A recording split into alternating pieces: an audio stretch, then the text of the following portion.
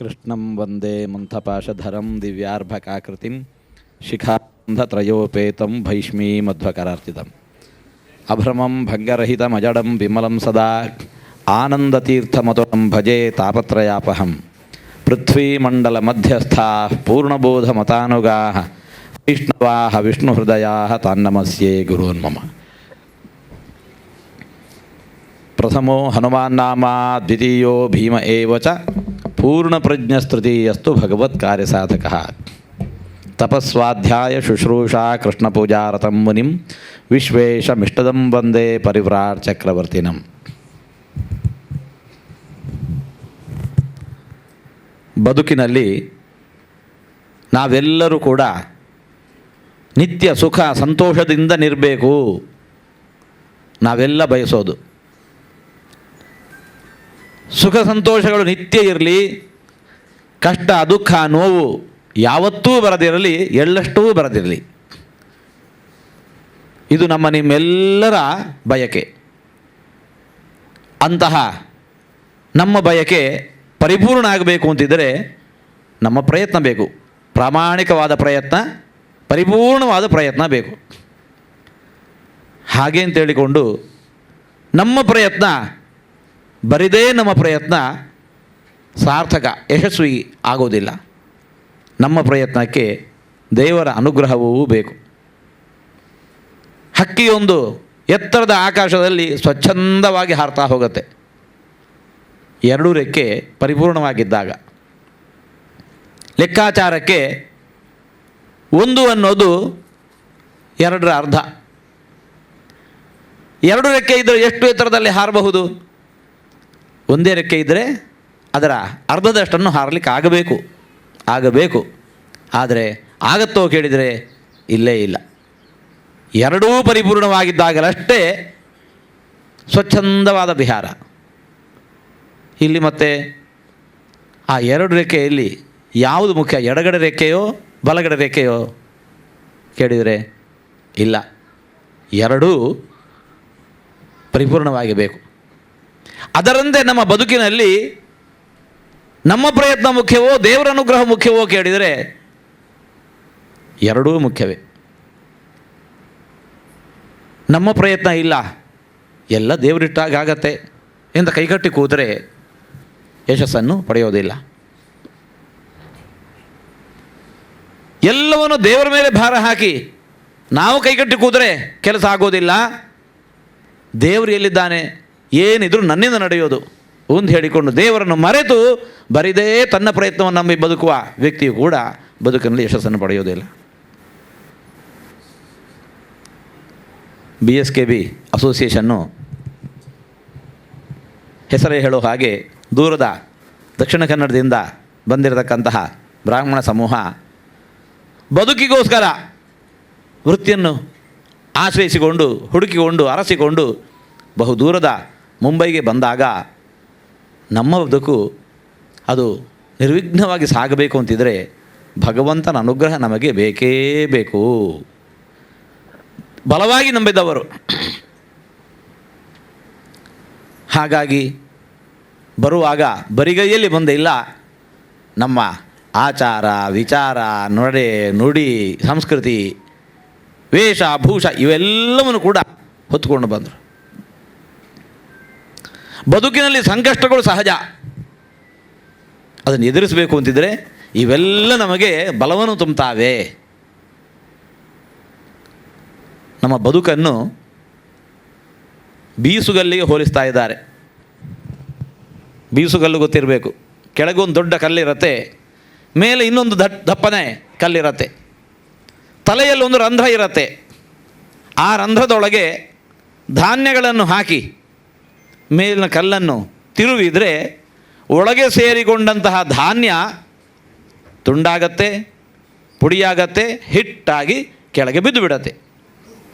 ಒಳಗೆ ಸೇರಿಕೊಂಡ ಧಾನ್ಯ ಪುಡಿಯಾಗಿ ತುಂಡಾಗಿ ಹಿಟ್ಟಾಗಿ ಕೆಳಗೆ ಬಿದ್ದು ಬಿಡತ್ತೆ. ನಮ್ಮ ಬದುಕು ಹಾಗಿದೆಯಂತೆ. ಹೇಗೆ? ಆ ಬೀಸುಗಲ್ಲಿನ ನಡುವೆ ಸಿಕ್ಕ ಧಾನ್ಯಗಳಂತೆ. ಯಾವುದು ಕಲ್ಲು ಯಾವುದಿದು? ಇಲ್ಲಿ ಗಮನಿಸಿ, ಒಂದು ಭೂತಕಾಲ, ಅದು ಒಂದು ಕಲ್ಲು. ಇನ್ನೊಂದು ಭವಿಷ್ಯತ್ ಕಾಲ, ಅದು ಇನ್ನೊಂದು ಕಲ್ಲು. ಭೂತಕಾಲ ಅದು ಎಷ್ಟು ದೊಡ್ಡದಿದೆ ಕೇಳಿದರೆ ಗೊತ್ತಿಲ್ಲ. ಅದು ಎಷ್ಟು ದೊಡ್ಡದು ಗೊತ್ತಿಲ್ಲ, ಅಷ್ಟು ದೊಡ್ಡದು, ಅದನ್ನು ಲೆಕ್ಕ ಹಾಕ್ಲಿಕ್ಕೆ ಸಾಧ್ಯ ಇಲ್ಲ. ಭವಿಷ್ಯತ್ ಕಾಲ ಅದು ಎಷ್ಟು ದೊಡ್ಡದು ಕೇಳಿದರೆ ಅದರ ಕೊನೆ ಎಲ್ಲಿಂದ ಗೊತ್ತಿಲ್ಲ. ಈ ಎರಡೂ ಕಲ್ಲುಗಳು ನಿರಂತರ ತಿರುಗ್ತಾ ಇರ್ತವೆ. ಬೀಸುಗಲ್ಲಲ್ಲಿ ಒಂದೇ ಕಲ್ಲು ತಿರುಗೋದು, ಇಲ್ಲಿ ಹಾಗೆಲ್ಲ ಎರಡೂ ಕಲ್ಲು ತಿರುಗ್ತಾ ಇರುತ್ತೆ. ನಾವು ಭವಿಷ್ಯತ್ ಕಾಲ ಅಂತ ಹೇಳಿ ಮುಗಿಸೋದ್ರಷ್ಟಿಗೆ ಅದು ಭೂತಕಾಲ ಆಗಿ ಹೋಗಿ ಆಗಿರುತ್ತೆ. ಈ ಭೂತ ಭವಿಷ್ಯತ್ತುಗಳ ನಡುವೆ ಇದೆ ವರ್ತಮಾನ ಕಾಲ. ಭೂತಕಾಲ ಭವಿಷ್ಯತ್ ಕಾಲಗಳ ನಡುವೆ ಇದೆ ವರ್ತಮಾನ ಕಾಲ. ಅದು ಎಷ್ಟು ದೊಡ್ಡದಿದೆ ಕೇಳಿದರೆ ಅತ್ಯಂತ ಸೂಕ್ಷ್ಮ ಕಾಲ, ಅತ್ಯಂತ ಸೂಕ್ಷ್ಮ ಕಾಲ. ನಾವು ವರ್ತಮಾನ ಅಂತ ಹೇಳುವಾಗ ಅದು ಭೂತಕಾಲ ಆಗಿ ಹೋಗಿರುತ್ತೆ. ನಾವು ಎಲ್ಲಿದ್ದೇವೆ? ಆ ವರ್ತಮಾನ ಕಾಲದಲ್ಲಿದ್ದೇವೆ. ನಾವು ಆ ವರ್ತಮಾನ ಕಾಲದಲ್ಲಿದ್ದೇವೆ. ಎರಡು ಕಲ್ಲುಗಳ ನಡುವೆ ಇರತಕ್ಕಂತಹ ಅವಕಾಶ ಎಷ್ಟು? ಬೀಸುಗಲ್ಲಿನ ಎರಡು ಕಲ್ಲುಗಳ ನಡುವೆ ಇರತಕ್ಕಂಥ ಅವಕಾಶ ಅತ್ಯಲ್ಪ. ಹಾಗಾಗಿಯೇ ಆ ಒಂದು ಕಲ್ಲು ತಿರುಗುವಾಗ ಒಳಗೆ ಸೇರಿಕೊಂಡಂಥ ಧಾನ್ಯ ಅದು ತುಂಡಾಗತ್ತೆ, ಪುಡಿಯಾಗತ್ತೆ, ಹಿಟ್ಟಾಗಿ ಕೆಳಗೆ ಬಿದ್ದುಬಿಡುತ್ತೆ.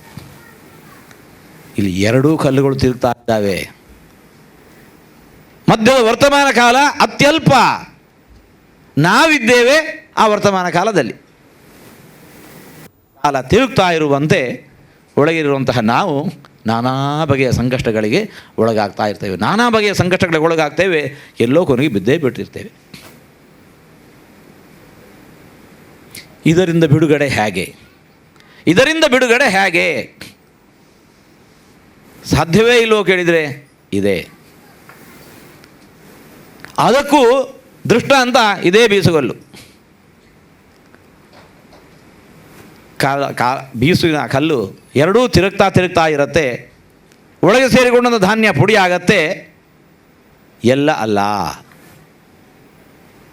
ಕೆಲವೇ ಕೆಲವು ಧಾನ್ಯಗಳು ಕಿಂಚಿತ್ತೂ ಏಟಾಗದ ಹಾಗೆ, ಕಿಂಚಿತ್ತೂ ಏಟಾಗದ ಹಾಗೆ ನೀವು ಕಾಲನ್ನು ಎಷ್ಟು ಬೇಕಾದರೂ ತಿರುಗಿಸಿ ಕಿಂಚಿತ್ತೂ ಏಟಾಗೋದಿಲ್ಲ, ಇದ್ದ ಹಾಗೆ ಇರುತ್ತೆ. ಯಾವುದು? ಆ ಎರಡೂ ಕಲ್ಲನ್ನು ನಡುವೆ ಹಿಡಿದಿಟ್ಟಂತಹ ಒಂದು ಗೂಟ ಇದೆ. ಎರಡೂ ಕಲ್ಲನ್ನು ಹಿಡಿದಿಟ್ಟಂತಹ ಒಂದು ಗೂಟ. ಆ ಗೂಟದ ಬುಡಕ್ಕೆ ಅಂಟಿಕೊಂಡು ನಿಂತಿರತಕ್ಕಂತಹ ಧಾನ್ಯ ನೀವು ಎಷ್ಟು ಬೇಕಾದರೂ ಕಲ್ಲು ತಿರುಗಿಸಿ ಅದು ಪುಡಿ ಆಗೋದೇ ಇಲ್ಲ, ಅದಕ್ಕೆ ಹಾಯವೇ ಆಗೋದಿಲ್ಲ, ತುಂಡು ಆಗೋದಿಲ್ಲ. ಯಾವುದು? ಆ ಎರಡೂ ಕಲ್ಲನ್ನು ಹಿಡಿದಿಟ್ಟಂತಹ ನಡುವಿನ ಗೂಟ ಏನಿದೆ ಅದರ ಬುಡಕ್ಕೆ ಅಂಟಿಕೊಂಡಿರತಕ್ಕಂಥ ಧಾನ್ಯ.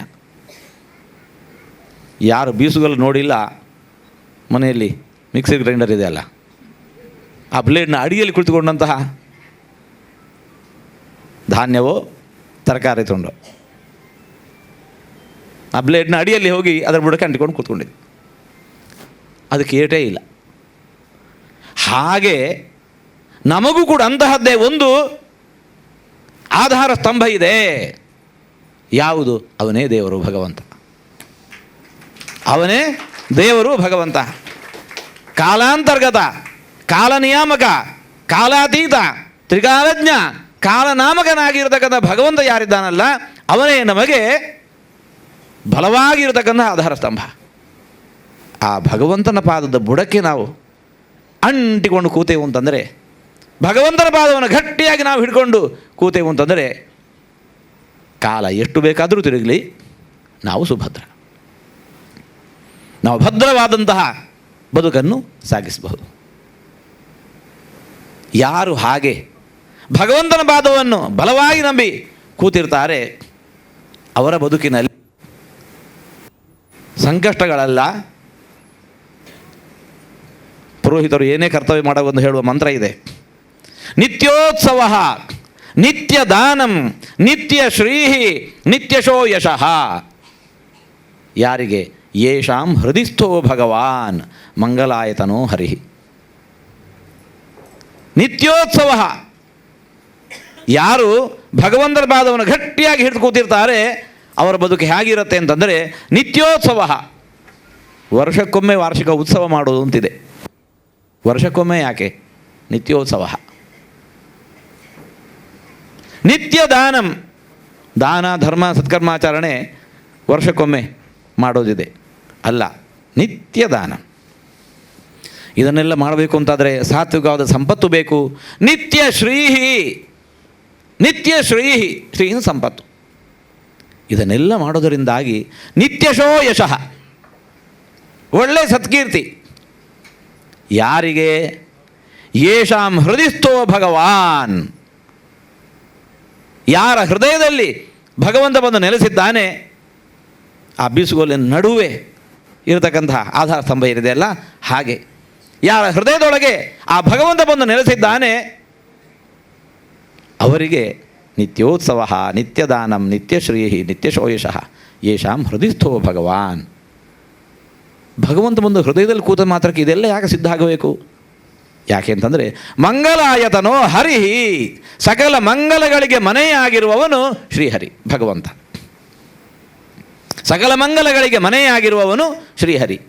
ಅಂತಹವನನ್ನು ಹೃದಯದಲ್ಲಿ ಹೊತ್ತುಕೊಂಡೆವು ಅಂತಂದರೆ ನಮ್ಮ ಬದುಕು ಮಂಗಲಮಯ. ಯುಧಿಷ್ಠಿರನಿಗೆ ಭೀಷ್ಮರು ವಿಷ್ಣು ಸಹಸ್ರನಾಮವನ್ನು ಉಪದೇಶಿಸಬೇಕು. ಅದಕ್ಕೆ ಪ್ರಾರಂಭದಲ್ಲಿ ಯಾವ ಮಹಾವಿಷ್ಣುವಿನ ಸಹಸ್ರನಾಮಗಳನ್ನು ಹೇಳ್ತಾ ಇದ್ದೇನೋ ಆ ಮಹಾವಿಷ್ಣು ಅಂತಂದರೆ ಯಾರು, ಅವನ ಪರಿಚಯ ಒಂದಿಷ್ಟು ಮಾಡಿಕೊಡ್ತೇನೆ ಅಂತ ಹೇಳಿಕೊಂಡು ಭೀಷ್ಮರು ಒಂದು ಕೆಲವು ಶ್ಲೋಕಗಳಲ್ಲಿ ವರ್ಣನೆ ಮಾಡುವಾಗ ಹೇಳಿದಂತಹ ಒಂದು ಮಾತು, ಪವಿತ್ರಾಣಾಂ ಪವಿತ್ರಯ್ಯೋ ಮಂಗಲಾನಾಂಚ ಮಂಗಲಂ. ಪವಿತ್ರಾಣಾಂ ಪವಿತ್ರಯ್ಯ, ಲೋಕದಲ್ಲಿ ಪವಿತ್ರ ವಸ್ತುಗಳು ಅಂತ ಏನಿದ್ದಾವೆ ಆ ಎಲ್ಲ ವಸ್ತುಗಳು ಪವಿತ್ರ ಅಂತ ಆದದ್ದು ಯಾರ ಸಂಪರ್ಕದಿದ್ದರೋ. ಮಂಗಲಾನಾಂಚ ಮಂಗಲಂ, ಲೋಕದಲ್ಲಿ ಮಂಗಲ ವಸ್ತುಗಳು ಅಂತ ಏನೆಲ್ಲ ಇದ್ದಾವೆ ಅವೆಲ್ಲ ಮಂಗಲ ವಸ್ತುಗಳು ಅಂತ ಆದದ್ದು ಯಾರ ಸನ್ನಿಧಾನದಿಂದಲೋ ಅಂತಹ ಮಹಾವಿಷ್ಣುವಿನ ಸಹಸ್ರನಾಮಗಳನ್ನು ಉಪದೇಶಿಸ್ತೇನೆ. ಲೋಕದಲ್ಲಿ ಪವಿತ್ರ ವಸ್ತುಗಳು ಏನು ಎಲ್ಲ ಇದ್ದಾವೋ ಅವುಗಳಿಗೆ ಪಾವಿತ್ರ್ಯ ತಂದುಕೊಟ್ಟವ ಅವ. ಮಂಗಲ ವಸ್ತುಗಳು ಅಂತ ಏನೆಲ್ಲ ಇದ್ದಾವೋ ಅವುಗಳೊಳಗೆ ಮಾಂಗಲ್ಯವನ್ನು ತುಂಬಿದವನವನು. ಅಂತಹ ಭಗವಂತನನ್ನು ನಾವು ಹೃದಯದಲ್ಲಿ ಹೊತ್ತುಕೊಂಡೆವು ಅಂತಂದರೆ ನಮ್ಮ ಬದುಕು ಮಂಗಲ. ಮಂಗಲಂ ಭಗವಾನ್ ವಿಷ್ಣು, ಮಂಗಲಂ ಮಧುಸೂದನ, ಮಂಗಲಂ ದೇವಕೀಪುತ್ರ, ಮಂಗಲಂ ಗರುಡಧ್ವಜ. ಅಂತಹ ಪರಮ ಮಂಗಲ ಸ್ವರೂಪಿಯಾಗಿರುವ ಭಗವಂತನನ್ನು ನಾವು ನಮ್ಮ ಹೃದಯದೊಳಗೆ ಹೊತ್ತುಕೊಂಡೆವು ಅಂತಂದರೆ ಆವಾಗ ನಮ್ಮ ಬದುಕು ಕೂಡ ಮಂಗಲಮಯವಾಗಿರುತ್ತೆ. ಜಗದ್ಗುರುಗಳಾದ ಶ್ರೀಮಾನ್ ಮಧ್ವಾಚಾರ್ಯರು ನಮಗೆ ಕೊಟ್ಟಿರುವ ದೊಡ್ಡ ಸಂದೇಶ ಇದು. ಭಗವಂತನ ಹೃದಯದಲ್ಲಿ ಗಟ್ಟಿಯಾಗಿ ಹಿಡಿದಿಟ್ಟುಕೊಳ್ಳಿ. ಉಡುಪಿಯೊಳಗೆ ಶ್ರೀಕೃಷ್ಣನ ಪ್ರತಿಷ್ಠೆ ಮಾಡಿದ್ದು ಇದಕ್ಕೋಸ್ಕರ. ಬದುಕಿನಲ್ಲಿ ಬರುವ ಏನೇ ತೊಂದರೆಗಳು ಸಂಭಾವಿತವಾಗಿದ್ದರೂ ಈ ಭಗವಂತನ ಆರಾಧನೆ ಮಾಡಿ ನಿಮ್ಮೆಲ್ಲ ಸಂಕಷ್ಟಗಳು ದೂರ ಆಗ್ತವೆ. ಭಗವಂತನ ಆರಾಧನೆ ಯಾವಾಗ ಮಾಡಬೇಕು, ಎಷ್ಟು ಹೊತ್ತು ಮಾಡಬೇಕು? ನಾವೆಲ್ಲ ದಿನಕ್ಕೊಂದು ಅರ್ಧ ಗಂಟೆ ದೇವರ ಪೂಜೆ ಮಾಡ್ತೇವೆ, ಇಲ್ಲ 1 ಗಂಟೆ ಮಾಡ್ತೇವೆ. ನಮ್ಮ ಹಿರಿಯರಂತಾರೆ ಅರ್ಧ ಗಂಟೆ 1 ಗಂಟೆ ಸಾಲದು, ದಿವಸಕ್ಕೆ 2 ಹೊತ್ತು ಮಾಡಿ. ದಿವಸಕ್ಕೆ 2 ಹೊತ್ತು ಮಾಡಬೇಕು. ಯಾವುದದು 2 ಹೊತ್ತು? ಪ್ರಾತಃ ಪ್ರಭೃತಿ ಸಾಯಾಂತಂ ಸಾಯಾದಿ ಪ್ರಾತರಂತತಃ ಯತ್ಕರೋಮಿ ಜಗನ್ನಾಥ ತದಸ್ತು ತವ ಪೂಜನಂ. 2 ಹೊತ್ತು ಮಾಡಬೇಕಂತೆ. ಒಂದು ಪ್ರಾತಃ ಪ್ರಭೃತಿ ಸಾಯಾಂತಂ, ಬೆಳಗ್ಗೆ ಮುಂಜಾನೆ ಮೊದಲುಗೊಂಡ್ರೆ ಮುಸ್ಸಂಜೆ ತನಕ 1 ಹೊತ್ತು. ಇನ್ನೊಂದು ಹೊತ್ತು ಸಾಯಾದಿ ಪ್ರಾತರಂತತಃ, ಮುಸ್ಸಂಜೆ ಮೊದಲುಗೊಂಡು ಮುಂಜಾವಿನ ತನಕ. ಮುಂಜಾವು ಮೊದಲುಗೊಂಡು ಮುಸ್ಸಂಜೆ ತನಕ 1, ಮುಸ್ಸಂಜೆ ಮೊದಲುಗೊಂಡು ಮುಂಜಾವಿನ ತನಕ ಇನ್ನೊಂದು. ಇದು 24x7. ಯಾಕೆ? ದೇವರ ಅನುಗ್ರಹ ನಮಗೆ ಬದುಕಿನಲ್ಲಿ ಎಷ್ಟು ಹೊತ್ತು ಬೇಕು? ಅರ್ಧ ಗಂಟೆ ದೇವರ ಪೂಜೆ ಮಾಡ್ತೇವೆ, ದೇವರಂತಾನೆ ಆಯಿತು, ಅರ್ಧ ಗಂಟೆ ಹಿಂಗೆ ಅನುಗ್ರಹ ಮಾಡ್ತೇನೆ, ಆಯ್ತು ಸಾಕು, ಇನ್ನು ಉಳಿದ ಹೊತ್ತು ನಾವೇ ಮ್ಯಾನೇಜ್ ಮಾಡ್ಕೋತೇವೆ. ಉಂಟಾ? ಹಾಗಾದರೆ ದೇವರ ಅನುಗ್ರಹ ನಮಗೆ 24/7 ಬೇಕು ಅಂತಿದ್ರೆ ನಮ್ಮ ಹಿರಿಯರು ನಮಗೆ ಅಂದರು, ದೇವರ ಆರಾಧನೆಯನ್ನು ಹಾಗೆ ಮಾಡು. ಆಯಿತು, ಮಾಡಬಹುದು. ನಮ್ಮ ಸಮಸ್ಯೆ ಇವಾಗ ದೇವರ ಪೂಜೆನೇ ಮಾಡ್ತಾ ಕೂತ್ರೆ ನಮ್ಮ ಹೊಟ್ಟೆ ಬಟ್ಟೆ ಗತಿ ಏನು? ದೇವರ ಪೂಜೆನೇ ಮಾಡ್ತಾ ಕೂತ್ರೆ ನಮ್ಮ ಹೊಟ್ಟೆ ಬಟ್ಟೆ ಗತಿ ಏನು? ಅದಕ್ಕೆ ಹಿರಿಯರಂದರು, ಜಗದ್ಗುರುಗಳಾದ ಮಧ್ವಾಚಾರ್ಯರು ಮಾರ್ಗ ತೋರಿಸಿದರು. ದೇವರ ಆರಾಧನೆಯೇ ನಿಮ್ಮ ಬದುಕು ಆಗೋದು ಅಲ್ಲ, ನಿಮ್ಮ ಬದುಕೆಲ್ಲವೂ ಕೂಡ ದೇವರ ಪೂಜೆ ಆಗಬೇಕು. ನಿಮ್ಮ ಬದುಕೆಲ್ಲವೂ ಕೂಡ ಅದು ದೇವರ ಆರಾಧನೆ ಆಗಬೇಕು.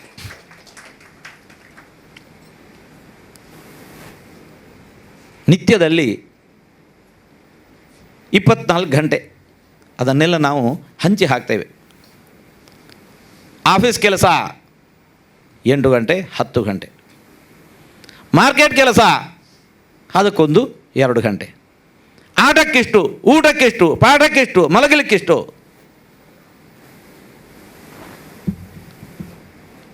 ಉಸಿರಾಟಕ್ಕೆ ಎಷ್ಟು ಹೊತ್ತು? 10 ಗಂಟೆ ಆಫೀಸ್ ವರ್ಕು, ಇನ್ನೊಂದಿದೆಯಲ್ಲ ಕೆಲಸ, ಉಸಿರಾಟ, ಅದಕ್ಕೆ ಎಷ್ಟು ಹೊತ್ತು?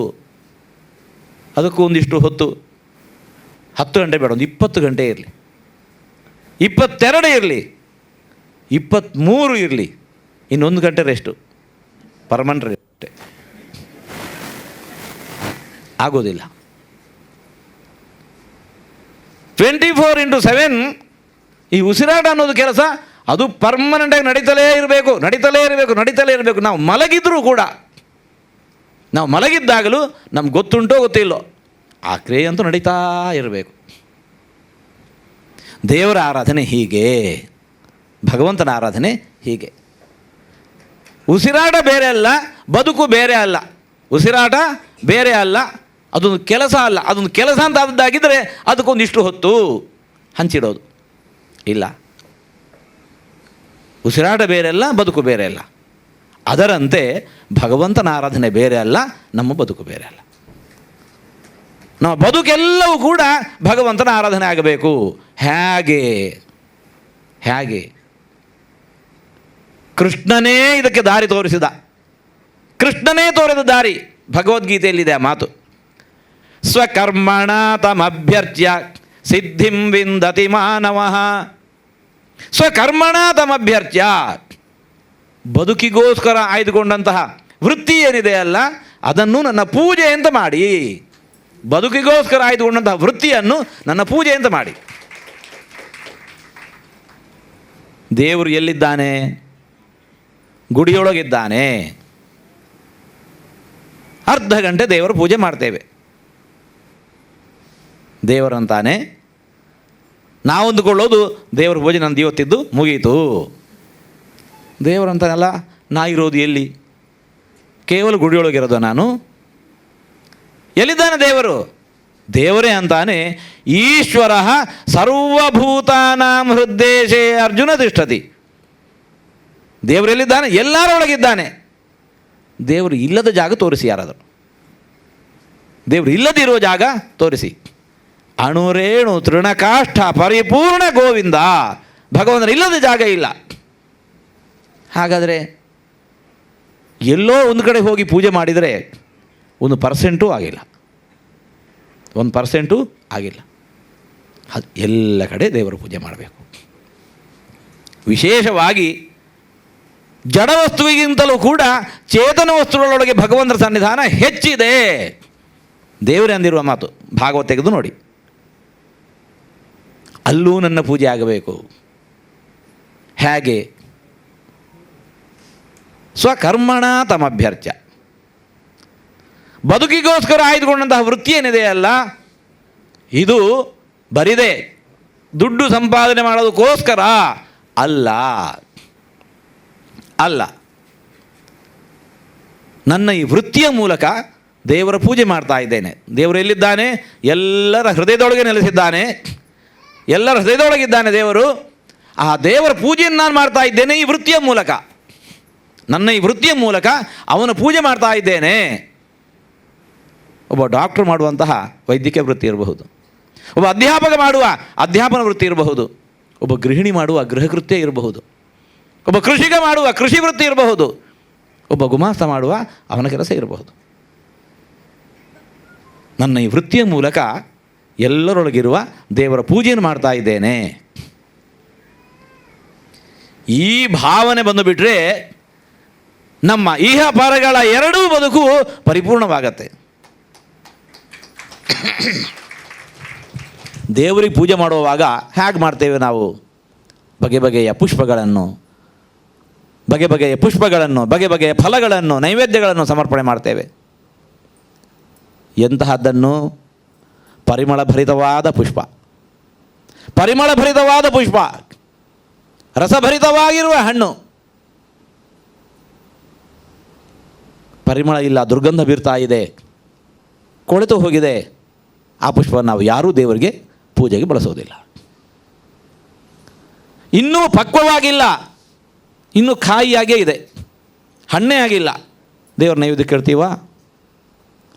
ಇಲ್ಲ, ಹಣ್ಣಾಗಿ ಅದಿನ್ನೂ ಕೊಳೆತು ಹೋಗ್ಲಿಕ್ಕೆ ಶುರುವಾಗಿದೆ, ದುರ್ವಾಸನೆ ಬೀರ್ತಾ ಇದೆ, ಆ ಹಣ್ಣನ್ನು ನಾವು ದೇವರಿಗೆ ನೈವೇದ್ಯ ಮಾಡ್ತೇವಾ?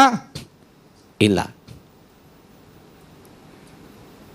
ನಾವು ಬದುಕಿನಲ್ಲಿ, ವೃತ್ತಿ ಜೀವನದಲ್ಲಿ ಇಡುವ ಪ್ರತಿಯೊಂದು ಹೆಜ್ಜೆಯೂ ಕೂಡ ಅದು ದೇವರ ಪಾದಕ್ಕೆ ಸಮರ್ಪಿಸುವ ಹೂವಾಗಬೇಕು, ದೇವರಿಗೆ ಸಮರ್ಪಿಸುವಂತಹ ಹಣ್ಣಾಗಬೇಕು. ವೃತ್ತಿ ಜೀವನದಲ್ಲಿಡುವ ಪ್ರತಿಯೊಂದು ಹೆಜ್ಜೆಯು ಸುಗಂಧಭರಿತವಾದ ಪುಷ್ಪ ಆಗಬೇಕು, ರಸಭರಿತವಾದ ಹಣ್ಣಾಗಬೇಕು. ಯಾವಾಗತ್ತೆ? ಅಲ್ಲಿ ಮೋಸ, ವಂಚನೆ, ಅವ್ಯವಹಾರ, ಭ್ರಷ್ಟಾಚಾರ ಇಂತಹದ್ದು ಯಾವುದೂ ಇಲ್ಲ ಅಂತಂದರೆ ಆವಾಗ ಅದು ಸುಗಂಧಭರಿತವಾದ ಪುಷ್ಪ, ರಸಭರಿತವಾದ ಹಣ್ಣು. ಇಂತಹ ದೋಷಗಳಿಗೆ ಎಡೆ ಇದೆ ಅಂತಂದರೆ, ದುಡ್ಡು ಮಾಡೋದೇ ನನ್ನ ವೃತ್ತಿಯಿಂದ ನನ್ನ ಗುರಿ. ದುಡ್ಡು ಮಾಡಬೇಕು ಅಂತಾದರೆ ಏನು ಮೋಸ, ಅವ್ಯವಹಾರ, ವಂಚನೆ ಏನು ಬೇಕಾದರೂ ಮಾಡಬಹುದು. ದುಡ್ಡು ಮಾಡೋದಷ್ಟೇ ಮುಖ್ಯ ಗುರಿ ಇತ್ತು ಅಂತಂದರೆ, ಇದೆಲ್ಲ ಸೇರಿಕೊಂಡಂದರೆ ಇವೇ ಎಲ್ಲ ಹುಳ ಸೇರಿಕೊಂಡಂತಹ, ದುರ್ಗಂಧ ಬೀರುವಂತಹ, ಕೊಳೆತು ಹೋದಂತಹ ಹೂವು ಹಣ್ಣು. ಅದು ದೇವರ ನೈವೇದ್ಯಕ್ಕೆ ಬರೋದಿಲ್ಲ. ಅದು ಆಗ ದೇವರ ಪೂಜೆ ಆಗೋದೇ ಇಲ್ಲ. ಅದು ದೇವರ ಪೂಜೆ ಅಲ್ಲ, ಅದು ಇನ್ಯಾರೋ ಅಸುರರ ಪೂಜೆ ಆಗಿ ಹೋಗುತ್ತಷ್ಟೆ. ಅದು ಅಸುರರ ಪೂಜೆ ಆಗುತ್ತೆ ಹೊರತಾಗಿ ದೇವರ ಪೂಜೆ ಆಗೋದಿಲ್ಲ. ಮಧ್ವಾಚಾರ್ಯರು, ನಮ್ಮ ಗುರುಗಳು, ಯಾರು ಕೃಷ್ಣನನ್ನು ಉಡುಪಿಯಲ್ಲಿ ಪ್ರತಿಷ್ಠೆ ಮಾಡಿ ನಿಮ್ಮ ಎಲ್ಲ ಸಂಕಷ್ಟಗಳನ್ನು ದೇವರ ಪೂಜೆ ಮಾಡಿ ಪರಿಹಾರ ಮಾಡಿಕೊಳ್ಳಿ ತೋರಿಸಿಕೊಟ್ರು, ಆ ಪೂಜೆ ಹೇಗೆ ಮಾಡಬೇಕು ಅನ್ನೋದನ್ನು ಅವರೇ ತೋರಿಸಿಕೊಟ್ರು.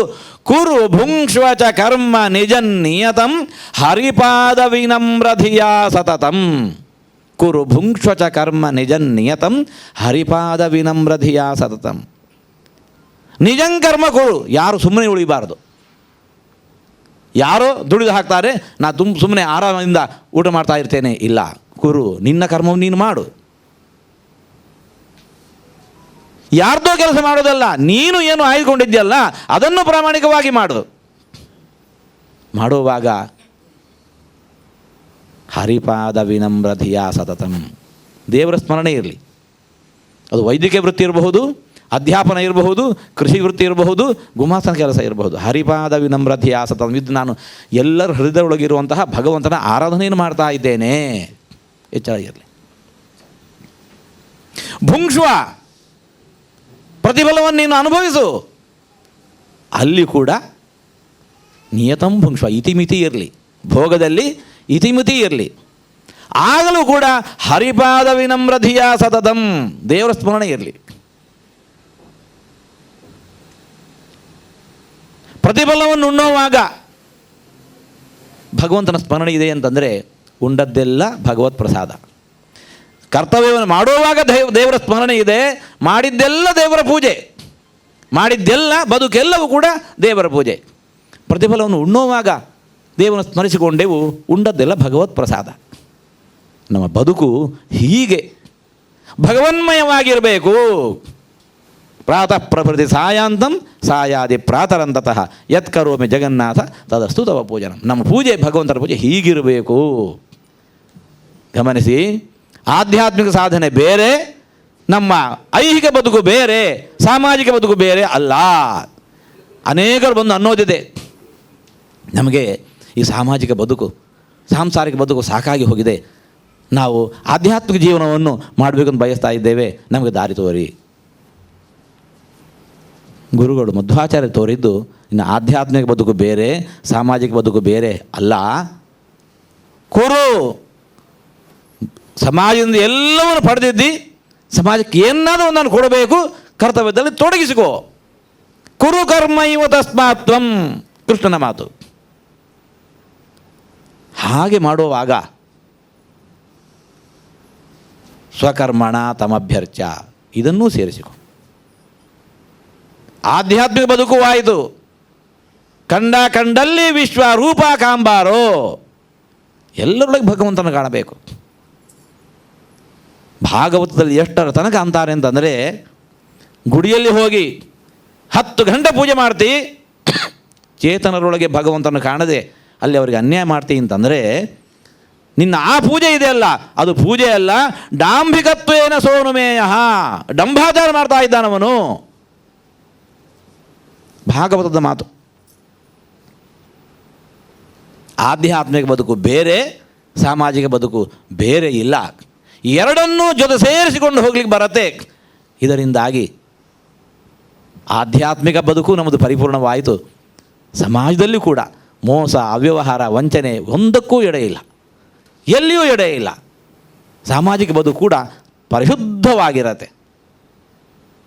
ಜಗದ್ಗುರುಗಳಾದ ಶ್ರೀಮಾನ್ ಮಧ್ವಾಚಾರ್ಯರನ್ನು ಗುರುಗಳನ್ನಾಗಿ ಪಡೆದಿರತಕ್ಕಂತಹ ಈ BSKB ಅಸೋಸಿಯೇಷನ್ನ ಎಲ್ಲ ಸದಸ್ಯರು ಹಾಗಾಗಿ ಇಲ್ಲಿ ಬಂದು ಬದುಕನ್ನು ಅರಸಲಿಕ್ಕೆ ಹೊರಟಾಗಲೂ ಕೂಡ ಕೃಷ್ಣನನ್ನು ಇಲ್ಲಿ ಬಂದು ಸ್ಥಾಪನೆ ಮಾಡಿ, ಇಲ್ಲ ನಾನು ನಿಮ್ಮ ಆರಾಧನೆಯ ರೂಪದಲ್ಲಿ ನಾವು ಬದುಕನ್ನು ಸಾಗಿಸ್ತೇವೆ ಅಂತ ಹೇಳಿಕೊಂಡು ಕೃಷ್ಣನ್ನು ಸ್ಥಾಪಿಸಿ ಬದುಕನ್ನು ಕಟ್ಟಿಕೊಂಡಿದ್ದಾರೆ.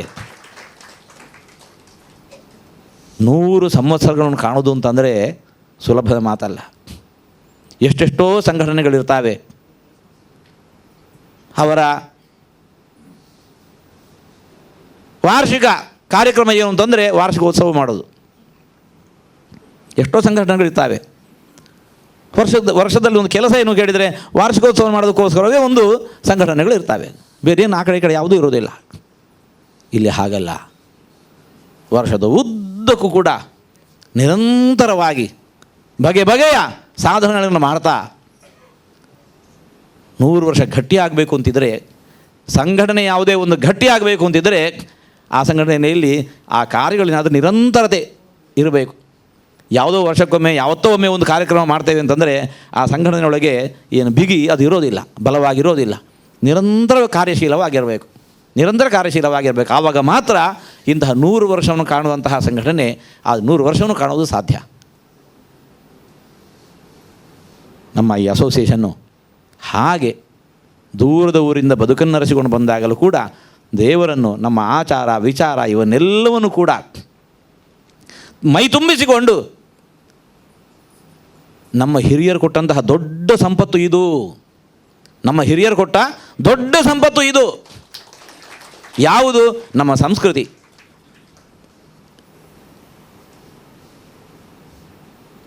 ಭೌತಿಕವಾದ ಸಂಪತ್ತು ಅದು ಯಾವತ್ತೋ ಕಾಲಕ್ಕೆ ಅದು ಹಾಳಾಗಿ ಹೋಗುತ್ತೆ.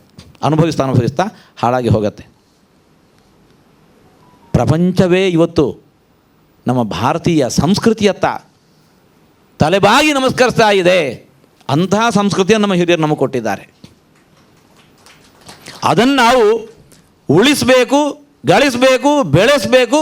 ನಮ್ಮ ಮುಂದಿನ ತಲೆಮಾರಿ ಕೂಡ ಹಸ್ತಾಂತರಿಸಿ ಹೋಗಬೇಕು. ನಾವು ದೊಡ್ಡ ಜವಾಬ್ದಾರಿ ನಮ್ಮ ಮೇಲಿದೆ. ಹಿರಿಯರು ಕೊಟ್ಟಿರುವ ಆಸ್ತಿ ಸಾಕಷ್ಟು ಇತ್ತು. ಇವನು ಏನು ಮಾಡಿದ? ಅಂದಾದೊಂದಿ ಖರ್ಚು ಮಾಡಿ ಹಾಳು ಮಾಡಿಬಿಟ್ಟ.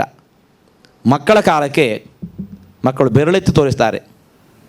ನಮ್ಮ ಹಿರಿಯರು ಮಾಡಿಟ್ಟಂತಹ ಆಸ್ತಿ 10 ತಲೆಮಾರಿಗೆ ಸಾಕುವಾಗುವಷ್ಟಿತ್ತು.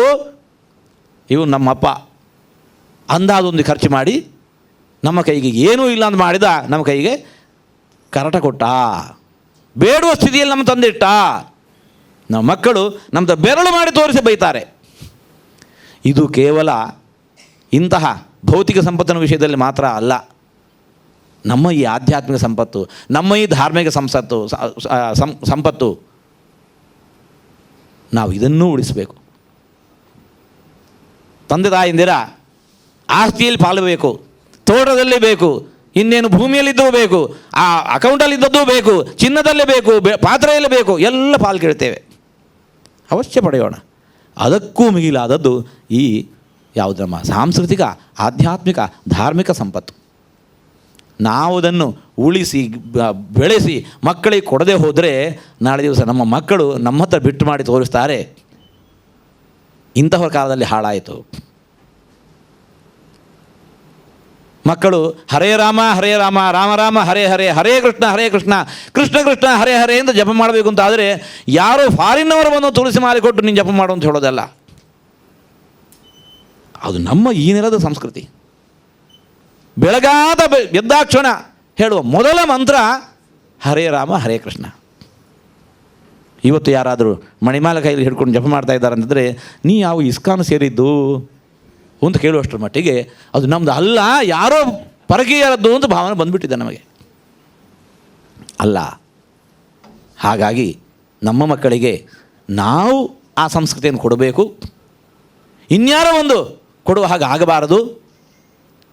ಮಕ್ಕಳೇನೇ ಹೇಳ್ತಾರೆ, ನಮ್ಮ ಹಿರಿಯರ ಕಾಲದಲ್ಲಿ ಇಷ್ಟು ಸಂಪತ್ತಿತ್ತು, ಇವರು ನಮ್ಮ ಅಪ್ಪನ ಕಾಲದಲ್ಲಿ ಅದೆಲ್ಲ ಬಿಟ್ಟು ಹೋಯಿತು, ನಾವು ಮತ್ತೆ ಪುನಃ ಪಡಿಬೇಕಾದ್ರೆ ಇನ್ಯಾರ ಹತ್ರ ಹೋಗಬೇಕಾಯಿತು, ಆ ಸ್ಥಿತಿ ಬರಬಾರದು. ನಮ್ಮ BSKB ಅಸೋಸಿಯೇಷನ್ನು ಹಾಗೆ ದೂರದ ಮುಂಬೈ ನಗರಕ್ಕೆ, ಇದು ಏನು ಆಧುನಿಕ ಬದುಕನ್ನು ಅಪ್ಪಿಕೊಂಡಿರತಕ್ಕಂತಹ ನಗರ ಆಗಿದ್ದರೂ ಕೂಡ ಅಷ್ಟೇ ಸತ್ವಯುತವಾಗಿ ಇದೆ, ಆಧ್ಯಾತ್ಮಿಕ ಬದುಕು ಕೂಡ ನಮ್ಮದು ಅಷ್ಟೇ ಬಲವಾಗಿದೆ ಅಂತ ಹೇಳಿಕೊಂಡು ಅದನ್ನು ಸಾಧಿಸಿ ತೋರಿಸಿದವರು ನಮ್ಮ ಈ BSKB ಅಸೋಸಿಯೇಷನ್ನು. ಒಬ್ಬ ವ್ಯಕ್ತಿಯನ್ನು ನಾವು ಹರಸಬಹುದು, ಶತಮಾನಂ ಭವತಿ ಶತಾಯು ಪುರುಷಃ ಅಂತ ಹೇಳಿಕೊಂಡು ಅದಕ್ಕೂ ಮಿಗಿಲಾದಂತಹ ಬದುಕನ್ನು ಸಾಗಿಸಬೇಕು ಅಂತಿದ್ದರೆ ಇವತ್ತಿಬ್ಬರನ್ನು ನಾವು ವಿಶೇಷವಾಗಿ ಸನ್ಮಾನಿಸಿದವರಲ್ಲ, 100 ದಾಟಿಯೂ ಬದುಕಿದವರು. ಭಗವಂತ ಅನುಗ್ರಹ, ಅವರ ತಪಸ್ಸಿನ ಉಪಾಧಿಯ ಬದುಕು, ಅದು ಮಾತ್ರ, ಅದರಿಂದ ಮಾತ್ರ ಆ 100 ವರ್ಷ ದಾಟಿಯೂ ಬದುಕಲಿಕ್ಕೆ ಸಾಧ್ಯ. ಅಂಥ ಹಿರಿಯರನ್ನು ನಾವು ಗೌರವಿಸಿದ್ದೇವೆ. ಅದಕ್ಕೂ ಮೀರಿ ಒಂದು 200 ವರ್ಷ ಬದುಕ್ತೇವೆ ಅಂತ ಹೇಳಿದರೆ ಆಗು ಹೋಗುವಂಥದ್ದಲ್ಲ.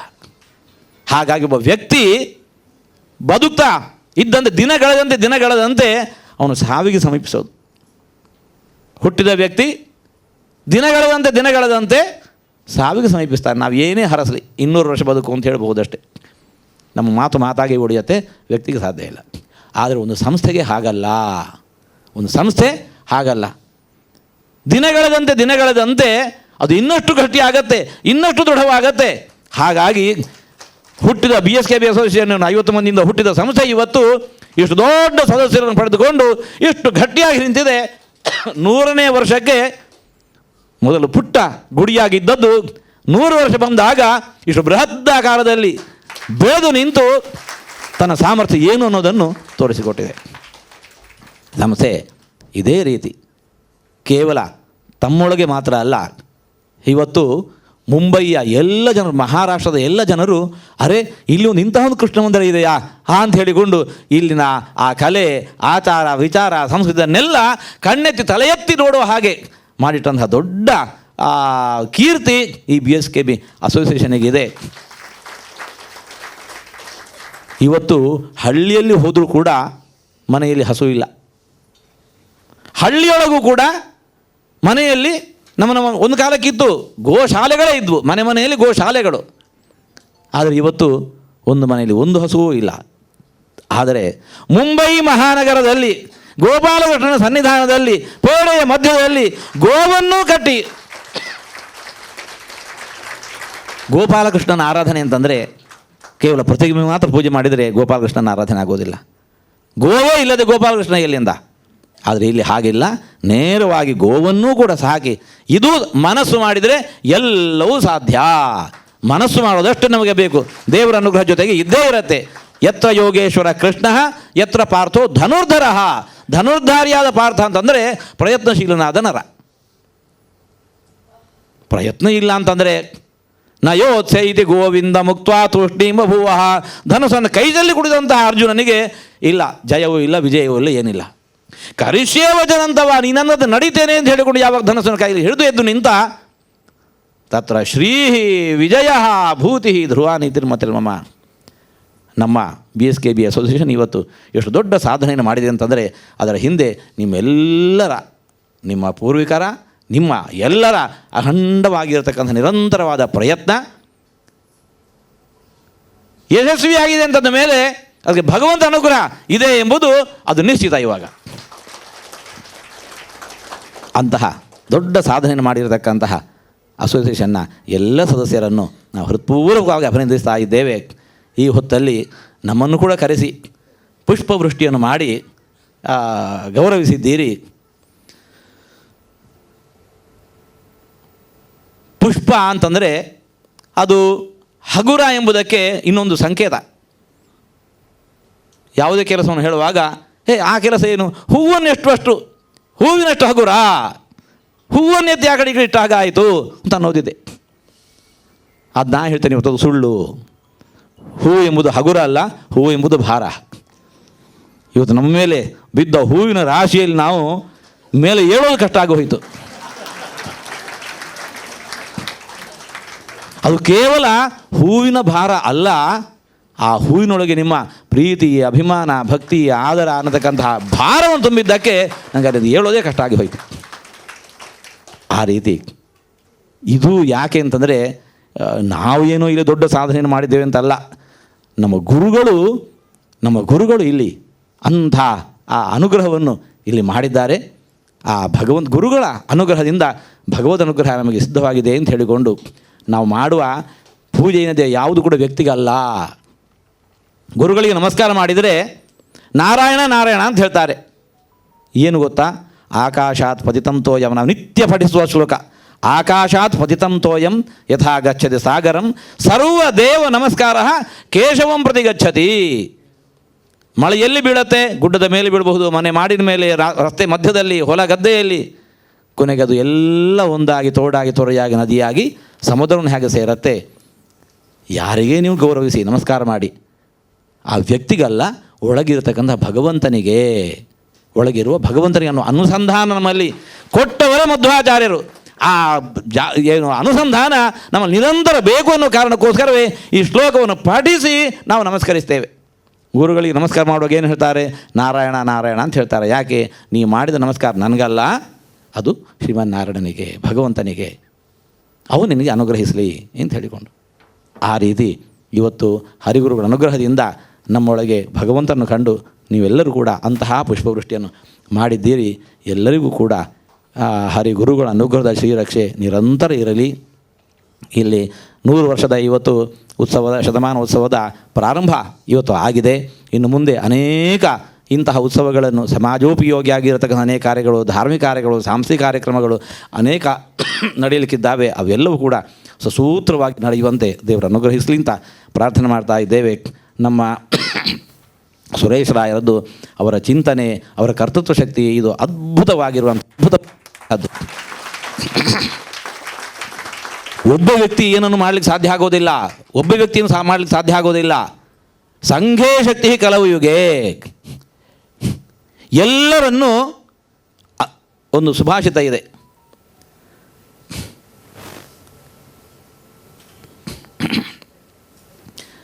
ಮಂತ್ರವಾಗದೇ ಇರುವಂತಹ ಅಕ್ಷರ ಇಲ್ಲ, ಔಷಧವಾಗದೇ ಇರತಕ್ಕಂತಹ ಒಂದು ಸಸ್ಯ ಅಂತ ಇಲ್ಲ, ಅಯೋಗ್ಯನಾಗಿರತಕ್ಕಂಥ ಒಬ್ಬ ವ್ಯಕ್ತಿ ಅಂತಿಲ್ಲ. ಯೋಜಕಸ್ತತ್ರ ದುರ್ಲಭ. ಇವನ್ನೆಲ್ಲ ಆಯಾಯ ಜಾಗದಲ್ಲಿ ಯೋಜಿಸುವಂತಹ ವ್ಯಕ್ತಿ ಅವರು ಮಾತ್ರ ದುರ್ಲಭ. ಅವನೊಬ್ಬ ಸಿಕ್ಕಿಬಿಟ್ಟ ಅಂತಂದರೆ ಯಾರಿಂದ ಒಂದು ಯಾವುದೇ ಅಕ್ಷರ ಅದು ಮಂತ್ರ ಆಗಿಬಿಡತ್ತೆ, ಯಾವುದೇ ಸಸ್ಯ ಅದು ಔಷಧಿ ಆಗಿಬಿಡತ್ತೆ, ಯಾವುದೇ ವ್ಯಕ್ತಿ ಅವ್ರ ಮಹಾ ಸಾಧಕ ಆಗಿಬಿಡ್ತಾನೆ. ಅಂತಹ ಒಬ್ಬ ಯೋಜಕ ಬೇಕು. ಯೋಜಕಸ್ತತ್ರ ದುರ್ಲಭ. ಎಚ್ ಕೆ ಸುರೇಶ್ ರಾಯರಂತಹ ನಮ್ಮ ಸುರೇಶ್ ರಾಯರನ್ನು ನೀವೆಲ್ಲ ಪಡೆದಿದ್ದೀರಿ. ಅವರು ಎಲ್ಲರನ್ನು ಕೂಡ ಹಾಗೆ ಯಾರೊಂದಿಗೂ ವೈಮನಸ್ಯ ಅಂತ ಇಲ್ಲೇ ಇಲ್ಲ, ಯಾರನ್ನೂ ಗದರಿದ್ದು ಅಂತ ಹೇಳಿಕೊಂಡು ನಾವು ನೋಡೇ ಇಲ್ಲ. ಹಾಗೆ ಎಲ್ಲರೂ ಅನೇಕ ಸಂಘ ಸಂಸ್ಥೆಗಳಲ್ಲಿ ತಮ್ಮನ್ನು ತಾವು ತೊಡಗಿಸಿಕೊಂಡು ಎಲ್ಲರನ್ನು, ಇದು ಕೇವಲ ಯಾವುದು ಬ್ರಾಹ್ಮಣರು ಅಂತಲ್ಲ, ದಕ್ಷಿಣ ಕನ್ನಡದ ಎಲ್ಲ ಅವರು ಯಾವುದೇ ವರ್ಗದ ಸಮಾಜದ ಜನ ಇರಬಹುದು, ಅಷ್ಟೇ ಅಲ್ಲ ಕರ್ನಾಟಕದವರು ಮಾತ್ರ ಅಲ್ಲ, ಮಹಾರಾಷ್ಟ್ರದವರು ಎಲ್ಲರೂ ಕೂಡ ಸೇರಿಸಿಕೊಂಡು ಈ ಸಂಸ್ಥೆಯನ್ನು ಬೆಳೆಸ್ತಾ ಇದ್ದಾರೆ. ಅವರ ಜೊತೆಗೆ ಅವರಿಗೆ ಹೆಗಲಣೆಯಾಗಿ ಶ್ರಮಿಸಿರುವಂತಹ ನೀವೆಲ್ಲ ಸದಸ್ಯರನ್ನು ಕೂಡ, ಸಮಾಜದ ಎಲ್ಲ ಗಣ್ಯರನ್ನು ಕೂಡ ನಾವು ಅಭಿನಂದಿಸ್ತಾ ಇದ್ದೇವೆ. ಎಲ್ಲರಿಗೂ ಕೂಡ ಹರಿಗುರುಗಳ ಅನುಗ್ರಹ ಶ್ರೀರಕ್ಷೆ ನಿರಂತರ ಇರಲಿ. ಎಲ್ಲರಿಗೂ ಭಗವದ್ ಅನುಗ್ರಹ ಆಗಲಿ. ಬದುಕಿನಲ್ಲಿ ಬರಬಹುದಾದ ಏನೇ ಸಂಕಷ್ಟಗಳಿರೋದನ್ನೆಲ್ಲ ದೂರ ಮಾಡಿ ದೇವರು ನಿತ್ಯ ಸುಖ ಸಂತೋಷ ಸಮೃದ್ಧಿಯನ್ನು ಕರುಣಿಸಲಿ ಅಂತ ಮತ್ತೊಮ್ಮೆ ದೇವರಲ್ಲಿ ಪ್ರಾರ್ಥಿಸ್ತಾ ಮಾತನ್ನು ಮುಕ್ತಾಯಗೊಳಿಸ್ತಾ ಇದ್ದೇವೆ. ಎಲ್ಲರೂ ಕೊಡ್ತಾರೆ. ಸಾಂದರ್ಭಿಕವಾಗಿ ಆಶೀರ್ವಚನ ಮಾಡಿದ್ದಕ್ಕಾಗಿ ಸ್ವಾಮಿಗಳಿಗೆ, ಗುರುಗಳಿಗೆ ವಂದನೆಗಳು. ನೀವು ಹೇಳಿದಾಗೆ ಒಬ್ಬ ವ್ಯಕ್ತಿ ಎಲ್ಲ ಕೆಲಸ ಮಾಡಿರ್ತದೆಲ್ಲ ಕರೆಕ್ಟ್. ಆದರೂ ಇಂಗ್ಲೀಷಲ್ಲಿ ಹೇಳ್ತಾರೆ 1% ಕ್ಯಾನ್ ಮೇಕ್ ಎ ಡಿಫ್ರೆನ್ಸ್. ನಮ್ಮಲ್ಲಿ ಡಾಕ್ಟರ್ ಮುಂದಾಳತ್ವದಲ್ಲಿ ಇಷ್ಟು ಕೆಲಸ ಎಲ್ಲ ಆಯಿತು. He has made the difference. ಎಲ್ಲರನ್ನೂ ಒಟ್ಟು ಮಾಡಿ ಇಷ್ಟು ದೊಡ್ಡ ಕೆಲಸ ನಮಗೆ ಶುರು ಮಾಡುವಾಗ ಇಷ್ಟೆಲ್ಲ ಆಗ್ತದೆ ಗೊತ್ತಿರಲಿಲ್ಲ. ನೀವು ಹೇಳಿದಾಗೆ ಸುಮಾರು ನಮಗೆ ಇಷ್ಟು ಒಂದು 5-6 ವರ್ಷ ಕೆಲಸ ಆಗುವಾಗ ಸುಮಾರು ಸಲ ದೇವರದೇ ಅನುಭವ ಆಗಿತ್ತು. ದೇವರದೇ ಇಲ್ಲದೆ ಏನಾಗ್ತಿಲ್ಲ. ಅದು ನೀವು ಹೇಳಿದಾಗೆ ಮನುಷ್ಯ ಪ್ರಯತ್ನ ಮುಖ್ಯ. ಅದಕ್ಕಾಗಿ ನಮಗೆ ಒಂದು ಲೀಡರ್ ಬೇಕಿತ್ತು. ಡಾಕ್ಟರ್ ಅಂತ ಲೀಡರ್ ಇದ್ದರಿಂದ ನೀವು ಹೇಳಿದಾಗೆ ಇಂಥ ಒಂದು ದೊಡ್ಡ ಜಾಗದಲ್ಲಿ ನಾವು ಕೂತ್ಕೊಂಡು ಶತಮಾನೋತ್ಸವ ಆಚರಿಸ್ತಾ ಇದ್ದೇವೆ. ಮತ್ತು ನೀವು ಹೇಳಿದಾಗೆ ನಮ್ಮದು ಜನ್ಮಭೂಮಿ ಊರು, ಕರ್ಮಭೂಮಿ ಇಲ್ಲಿಯವರು, ಹೆಚ್ಚಿನವರು ಇಲ್ಲಿಯವರು. ನಮಗೆ ನೀವು ಹೇಳಿದ ಒಂದು ಭಾಳ ಖುಷಿ ಆಗಿದೆ. ಯಾಕೆಂದರೆ ನೀವು ನಿಮ್ಮ ವೃತ್ತಿಯನ್ನೇ ಪೂಜೆ ಅಂತೆ ಮಾಡಿ ಅಂತ ಹೇಳಿ. ಇಲ್ಲಿ ಮುಂಬೈನಲ್ಲಿ ಎಲ್ರಿಗೂ ಯಾವುದಕ್ಕೂ ಪುರ್ಸೋದಿರೋದಿಲ್ಲ, ಕೆಲಸದಲ್ಲಿ ಬ್ಯುಸಿ ಇರ್ತಾರೆ. ಈಗ ಕೆಲಸದಲ್ಲೇ ನೀವು ಭಗವಂತನ ಧ್ಯಾನ ಮಾಡಿದರೆ ನೀವು ಹೇಳಿದ್ದು ಭಾಳ ಇಲ್ಲಿಯ ಮುಂಬೈನ ನಾಗರಿಕರಿಗೆ ಅದು ಬಹಳ ಸಾಂದರ್ಭಿಕವಾಗಿದೆ. ನಾವು BSKB ಅಸೋಸಿಯೇಷನ್ ಮಾಡಿದ್ದು ಈ ಎಲ್ಲ ಪ್ರೋಗ್ರಾಮ್ ಮಾಡೋದು ಎಲ್ಲ ನೀವು ಹೇಳಿದಾಗೆ ಸಂಸ್ಕೃತಿ ಉಳಿಸಬೇಕು ಮತ್ತು ನಮ್ಮ ಮುಂದಿನ ಜನಾಂಗಕ್ಕೆ ಬೇಕಂತೇಳಿ. ಆದರೂ ನಮ್ಮದು ಮೇಜರ್ ಚಾಲೆಂಜ್ ಮತ್ತು ಕಷ್ಟದ ವಿಷಯ ಅಂದರೆ ಇಲ್ಲೇ ನೋಡ್ಬೋದು. ಇಲ್ಲಿ ನಿಮಗೆ ಯಾರೂ ಯಂಗ್ಸ್ಟರ್ಸ್ ಕಾಣೋದಿಲ್ಲ. ಯಾರು ಯುವಕರು, ಚಿಕ್ಕ ಮಕ್ಕಳ ಪ್ರಾಯದ ಹುಡುಗರು ಯಾರು ಕಾಣ್ತಾ ಇಲ್ಲ, ಎಲ್ಲ ಮಧ್ಯವಯಸ್ಕರೇ ಇದ್ದಾರೆ. ಇದು ನಮ್ಮದು ಒಂದು ಮೇನ್ ಪ್ರಾಬ್ಲಮ್. ನಾವು ಮಕ್ಕಳಿಗೆ ಬೇಕಾಗಿ ಎಲ್ಲ ಪ್ರೋಗ್ರಾಮ್ ಎಲ್ಲ ಮಾಡ್ತೇವೆ. ಆದರೂ ಅವರದ್ದು ಇಂಥ ಪ್ರೋಗ್ರಾಮೆಲ್ಲ ಬರುವುದು ಮತ್ತು ಜಾಯ್ನ್ ಆಗೋದೆಲ್ಲ ಭಾಳ ಕಮ್ಮಿ ಆಗಿದೆ. ಮಕ್ಕಳಲ್ಲಿ ನಾವು ಬೀಜ ಬಿತ್ತು ಬಿಡುವ, ವರ್ಷಕ್ಕೊಮ್ಮೆ ರಜಾ ದಿವಸಗಳು ಏನೋ ಇರ್ತಾವಲ್ವ, ಆವಾಗ ಬೀಜ ಬಿತ್ತು ಬಿಡುವ, ಮುಂದೆದು ಹೆಮ್ಮರಾಗತ್ತೆ. ನಮ್ಗೆ ಇವಾಗದು ಕಾಣೋದಿಲ್ಲ. ಅದು ಹೂ ಬಿಡುವ ಕಾಲಕ್ಕೆ ಹೂ ಬಿಡತ್ತೆ, ಹಣ್ಣು ಬಿಡುವ ಕಾಲಕ್ಕೆ ಹಣ್ಣು ಬಿಡತ್ತೆ. ನಾವು ಬೀಜ ಬಿತ್ತೋದು ನಮ್ಮ ಕೆಲಸ. ನೀವು ಹೇಳಿದಾಗೆ ನಮ್ಮ ಪ್ರಯತ್ನ ನಾವು ಮಾಡ್ತೇವೆ. ಇನ್ನೊಂದು ಊರಲ್ಲಿ ಹೀಗೆ ಮಾಡಿದರು. ನಮ್ಮಲ್ಲೆಲ್ಲ ಆ ಕಡೆ ದಕ್ಷಿಣ ಕನ್ನಡ ಜಿಲ್ಲೆ, ಉಡುಪಿ ಜಿಲ್ಲೆಗಳಲ್ಲೆಲ್ಲ ದೇವಸ್ಥಾನದ ಗ್ರಾಮದ ದೇವರ ಜೀರ್ಣೋದ್ಧಾರ ಪ್ರಕ್ರಿಯೆ ಭಾಳ ಚೆನ್ನಾಗಿ ಜೋರಾಗಿ ಮಾಡ್ತಾರೆ. ಆದರೆ ಮುಂದೆ ಯಾರು ನೋಡ್ಕೊಳ್ಬೇಕಾದದ್ದನ್ನು ಮುಂದಿನ ಯುವ ಸಮಾಜ ನೋಡಬೇಕಾದ್ದು. ಅದಕ್ಕೋಸ್ಕರ 8ರಿಂದ 18 ವರ್ಷದ ಒಳಗಿನ ಮಕ್ಕಳನ್ನೆಲ್ಲ, ಊರಿನಲ್ಲಿರೋ ಎಲ್ಲ ಮಕ್ಕಳನ್ನು ಕೂಡ ಒಟ್ಟು ಸೇರಿಸಿ 2 ಗುಂಪು ಮಾಡಿದರು. ಆ ಗುಂಪಿಗೆ ಹೆಸರು ಕೊಟ್ಟರು, ಏನದು? ಯುವ ಸಮಾಜ. ಉಜ್ವಲ ಭವಿಷ್ಯ ಅಂತ. ಒಂದು ಗುಂಪಿಗೆ ಉಜ್ವಲ ಅಂತ ಹೆಸರು, ಇನ್ನೊಂದು ಗುಂಪಿಗೆ ಭವಿಷ್ಯ ಅಂತ ಹೆಸರು. ಈ ದೇವಸ್ಥಾನದ ಪೂರ್ಣ ಜವಾಬ್ದಾರಿ ನಿಮ್ಮದು. ವಾರಕ್ಕೊಮ್ಮೆ ಇಲ್ಲಿ ಬರಬೇಕು. ಶನಿವಾರವೂ ಆದಿತ್ಯವರದ್ದು ಬಂದು ಏನೆಲ್ಲ ಕೆಲವು ಜವಾಬ್ದಾರಿ ಕೊಟ್ಟಿದ್ದಾರೆ, ವಾರಕ್ಕೊಮ್ಮೆ ಬಂದು ಅವರು ಆ ಕಾರ್ಯವನ್ನು ನಿರ್ವಹಣೆ ಮಾಡಬೇಕು. ಈಗ ಇದು ದೇವಸ್ಥಾನ ನಮ್ಮದು ಅಂತ ಭಾವನೆ ಮಕ್ಕಳಿಗೆ ಬರಲಿಕ್ಕೆ ಪ್ರಾರಂಭ ಆಗತ್ತೆ. ಮುಂದೆ ಅವರು ಅದನ್ನು ಚೆನ್ನಾಗಿ ನೋಡ್ಕೋತಾರೆ. ಅಂತಹದ್ದು ಏನಾದರೂ ಪ್ರೋಗ್ರಾಮ್ ಮಾಡಿ ಎಲ್ಲ ಸಾಧ್ಯ ಆಗುತ್ತೆ. ಯಾವ ನಿರಾಶರಾಗೋದು ಬೇಡ.